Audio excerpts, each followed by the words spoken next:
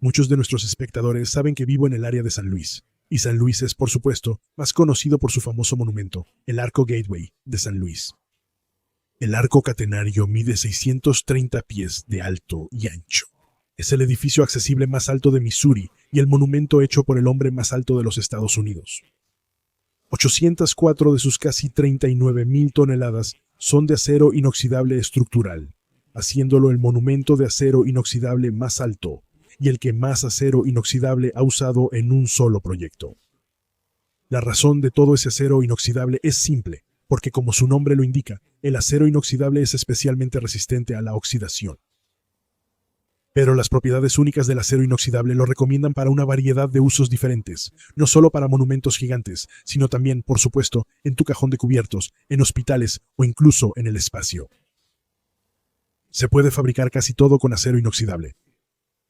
El acero inoxidable llegó hace poco en la historia de la metalurgia y su descubrimiento merece ser recordado.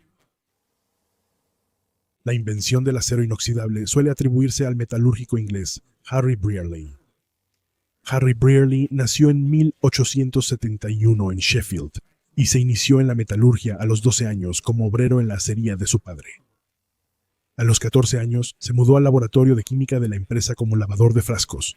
Aprendió rápido y se volvió experto en metalurgia. En 1908 las acerías John Brown y compañía y Thomas Firth e hijos de Sheffield se unieron para crear un laboratorio de investigación y le pidieron a Brearley, de 37 años, que lo dirigiera. En 1913, antes de la Primera Guerra Mundial, Brearley buscaba solucionar la erosión o desgaste excesivo en armas de fuego.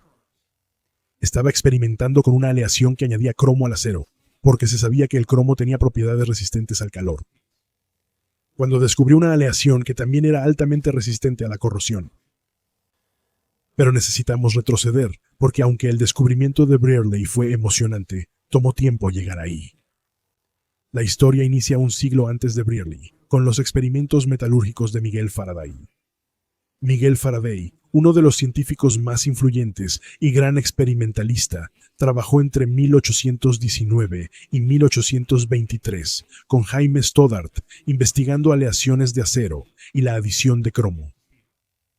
Entre sus conclusiones estaba que una aleación de acero con cromo era resistente a ciertos ácidos, pero no pudieron crear con éxito una aleación con un alto contenido de cromo.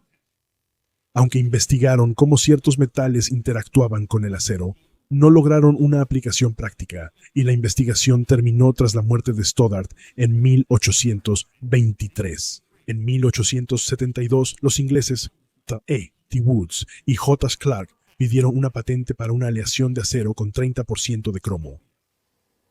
Hablaron sobre su posible uso en entornos expuestos a ácidos, pero no entendían bien sus aplicaciones comerciales, ni explicaron cómo lograron una aleación con 30% de cromo. No confiaban mucho en su invento, pues aunque obtuvieron una patente provisional, nunca presentaron las especificaciones formales para convertirla en patente, ni continuaron con la idea.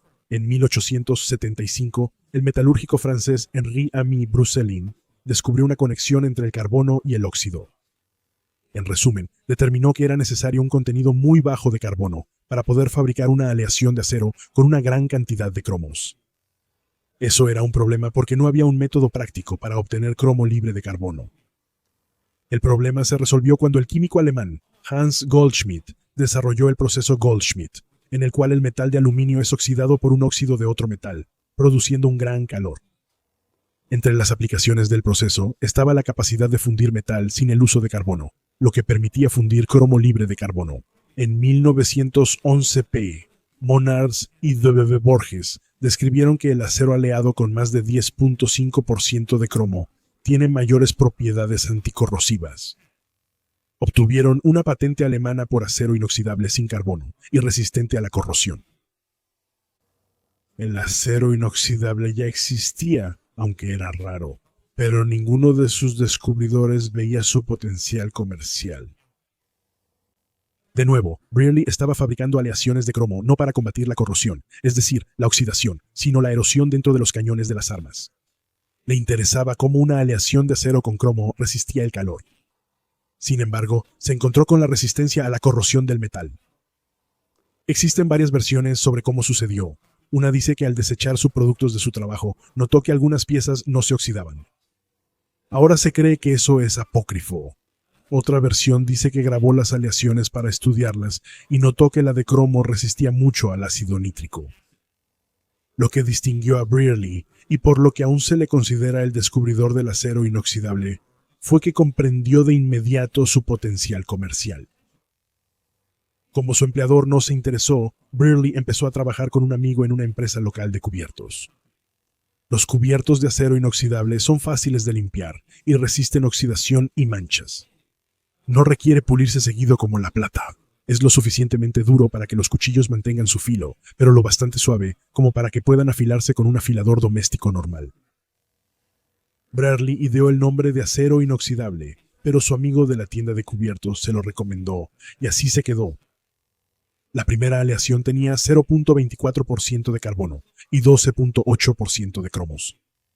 La fecha del descubrimiento suele ser el 13 de agosto de 1913. Hay muchos otros reclamantes. Las piezas se han estado juntando durante al menos una década, y el momento para el invento era el adecuado. Cuando Brearley intentó patentar su aleación en Estados Unidos, tuvo una disputa de patentes con Elwood Hayes, pionero automotriz e inventor estadounidense. Hayes trabajaba en aleaciones anticorrosivas para bujías, aunque su interés en el acero con cromo surgió por frustrarse con una hoja de afeitar oxidada. En vez de competir, retiraron sus patentes y fundaron la compañía estadounidense de acero inoxidable. Hubo otros inventores con argumentos válidos para afirmar que fueron los primeros en producir una aleación de acero con cromo, pero generalmente se describe a Brearley como el descubridor del acero inoxidable, ya que fue el primero en darle un uso comercialmente viable y el primero en usar el nombre de acero inoxidable. Las propiedades del acero inoxidable están relacionadas con la pasivación. Cuando hay suficiente cromo en el acero y la superficie se expone al oxígeno en el aire o en el agua, la aleación forma espontáneamente una película superficial microscópicamente delgada e inerte de óxido de cromo. Esta película previene la corrosión al bloquear el oxígeno en la superficie del acero, evitando que avance al interior del metal. La película se repara sola. Si se raya y entra en contacto con oxígeno, se forma una nueva capa. Por eso un cuchillo de acero inoxidable puede afilarse sin exponer el metal a la corrosión. Es importante recordar que, aunque el acero inoxidable resiste la corrosión, aún puede corroerse. Es inoxidable, no libre de manchas. Aunque faltaban desarrollos para producir acero inoxidable a gran escala y crear más aleaciones, sus aplicaciones eran evidentes. Además de los cubiertos, era esencial para herramientas quirúrgicas, ya que los bisturíes se inutilizaban al oxidarse. El acero inoxidable resistía el óxido y el calor, y las herramientas se limpiaban y esterilizaban fácilmente. Después, el acero inoxidable se usó en implantes quirúrgicos. El desarrollo se detuvo en la Primera Guerra Mundial, pero luego avanzó rápido. En la década de 1920, el acero inoxidable se usaba para tanques de ácido nítrico. Como era fácil de limpiar y resistente a la corrosión, era ideal para fermentar cerveza. Debido a su combinación de una alta relación resistencia-peso y resistencia a la corrosión, el acero inoxidable se ha utilizado en la fabricación de aviones desde la década de 1930. En 1934, al lanzar el Queen Mary, usaron acero inoxidable en cocinas, decoración y motores. En diciembre de 1930, Popular Science informó que en Estados Unidos se produjeron unas 25.000 toneladas de acero inoxidable. Parte de ese acero se usaba en el que sería el edificio más alto del mundo por poco tiempo. El acero inoxidable se pule para lograr un acabado brillante y atractivo. Esa apariencia es parte del icónico estilo Art Deco del edificio Chrysler en Nueva York, pionero en usar acero inoxidable en su superficie exterior.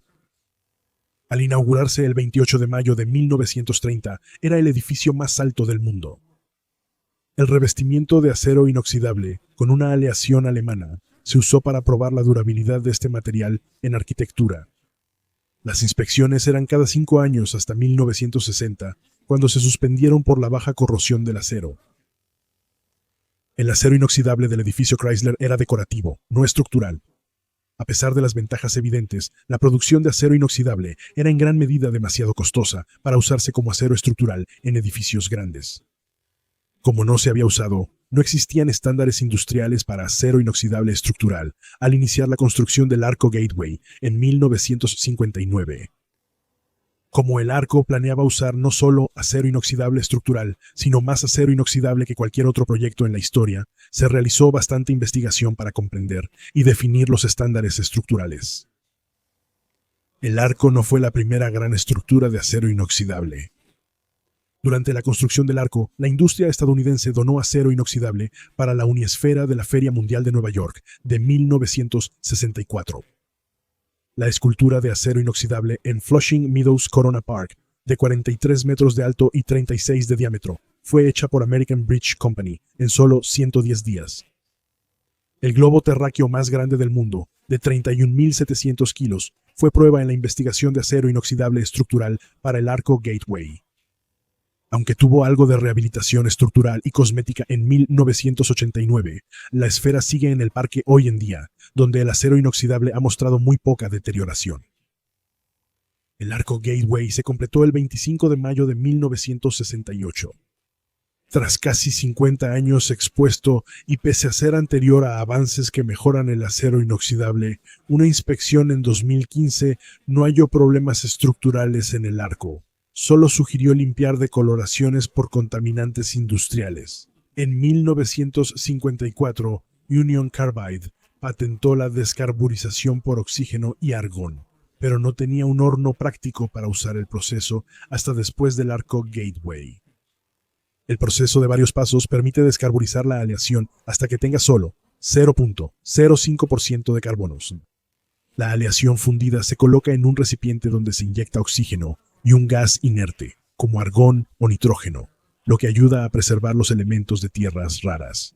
Esto permite producir más acero, de forma más económica y consistente, con menos carbono. Gracias al proceso de descarbonización por oxígeno de argón, en 2018 se produjeron 50.729.000 toneladas métricas de acero inoxidable. Hoy en día, el acero inoxidable se lamina en hojas, placas, barras, alambre y tubos. El acero inoxidable ha transformado industrias como la culinaria y médica. Además, se usa en autos, trenes, barcos, aviones, naves espaciales y fregaderos de cocina. Hoy en día existen aproximadamente 100 grados diferentes o distintas aleaciones de acero inoxidable, agrupadas en 4 categorías según la estructura molecular, para una infinidad de usos industriales. Las aleaciones varían en resistencia a la corrosión según el ambiente y, como el acero inoxidable es duradero y reciclable, es uno de los recursos más sostenibles del mundo. Casi la mitad del acero inoxidable producido en Estados Unidos se fabrica a partir de chatarra fundida, y hay nuevas investigaciones que están utilizando adhesivos bioinspirados para hacer que el acero inoxidable sea naturalmente antibacteriano. Así que este metal, que tiene una historia tan interesante, parece tener un futuro muy prometedor. Espero que hayas disfrutado este episodio de El Chico de la Historia. La historia merece ser recordada. Breves fragmentos de historia olvidada.